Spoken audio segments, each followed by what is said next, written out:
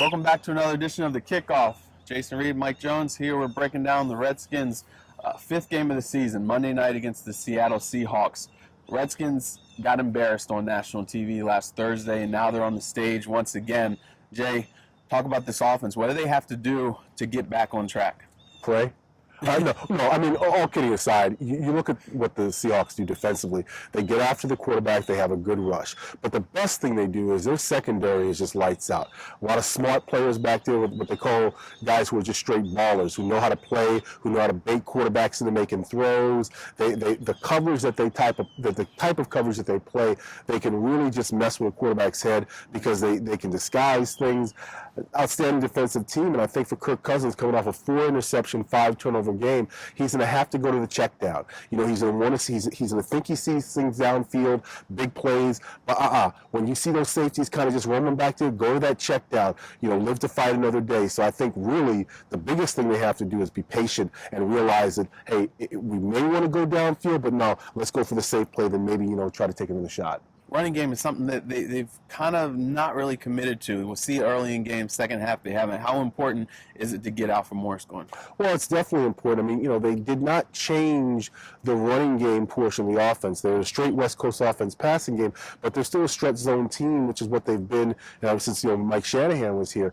Problem is when you get down, when you get in a shootout, you can't really go to the running game as much as you would probably prefer to do it. Now, Jay Gruden is a passing guy. I mean, let's be honest about that. But I do think he does want to use the running game more. He does want to utilize Alfred Morris more, but they got to get it going. Yeah, I agree with you. Defensively, you know, they've got a big challenge ahead of them as well. And we'll be looking to see how Jason Hatcher, Brian Orakpo, Ryan Kerrigan, those guys really have to have a big day getting to the quarterback. Now, the problem the last couple of weeks has been that quarterbacks have been going with a lot of quick hitters, slants, and things like that, dump-offs to get the ball out of their hands before those guys can get into the backfield. But Jason Hatcher said that's no excuse. They've got to find a way to get into the backfield faster. And if they don't, they got to get their hands up and knock down these passes. They have got to find a way. They're being paid a lot of money between him and Brian Orakpo. They've got to find a way to make an impact on this game. Orakpo says it's very frustrating. He's got half a sack in 4 games, and he's in a contract year. And he said he expected better of himself, but he knows that he's got to get it going to help his team.